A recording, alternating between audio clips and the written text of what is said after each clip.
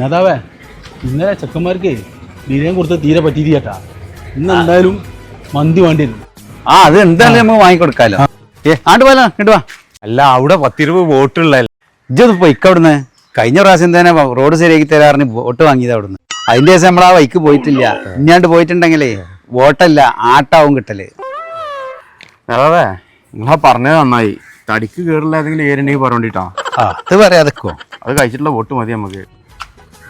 എടാ എൻ്റെ അമ്മായിയുടെ വീടുള്ളത്. എൻ്റെ അമ്മായിൻ്റെ ചെറുപ്പത്തിൽ വന്നൊരു ഓർമ്മ ഇങ്ങനെ തോന്നുന്നുണ്ട്.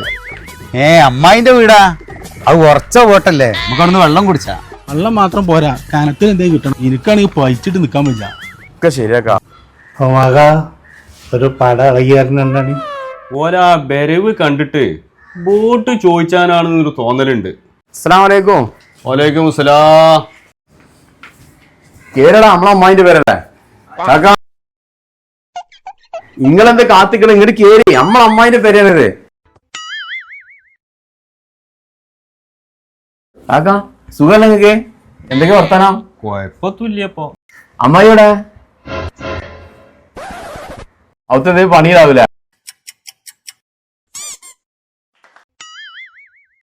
കാക്ക ഇതാരാ?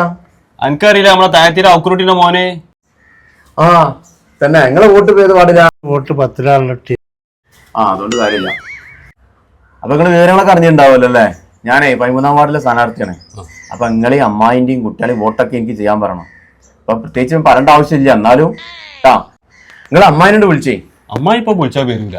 എന്തേലും പണിയിലാവും. സാറില്ല, എന്നാ എന്തേലും തിന്നടുത്തോട്ടെ. പിന്നെ അമ്മായിനെ കൊണ്ടേ നിങ്ങൾ പറഞ്ഞ് ജയിപ്പിക്കണം. നമ്മളെ ചിഹ്നം പൂത്തിരിയാണ്, അത് മറക്കരുത്. അമ്മായി ഇപ്പൊ വോട്ട് ചെയ്യുമെന്ന് തോന്നുന്നില്ല. അങ്ങനെ പറയരുത്. അമ്മായിക്ക് എന്താ പ്രശ്നം? നമുക്ക് കോഴി ആടോ എന്താ വണ്ടിച്ചെങ്കിൽ നമുക്ക് കൊടുക്കാം. അത് നിങ്ങൾ വിഷയാക്കണ്ട.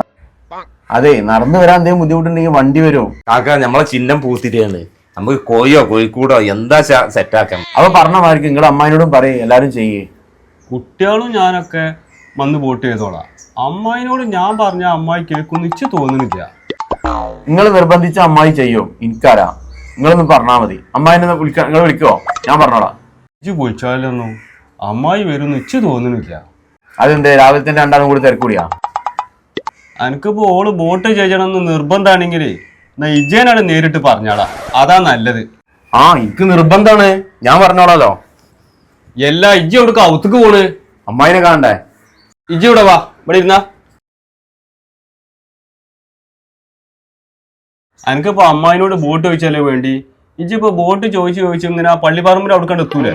അവിടെ എത്തുമ്പോ പള്ളിപ്പറമ്പിക്കാണ് കേറിക്കണ്ടേ. ഇജ്ജാണ് ചോദിച്ചാളാ അമ്മായിനോട്. അമ്മായി ഇപ്പൊ 5-6 മാസമായിട്ട് പള്ളിപ്പറമ്പിലാണ് കേട്ടു.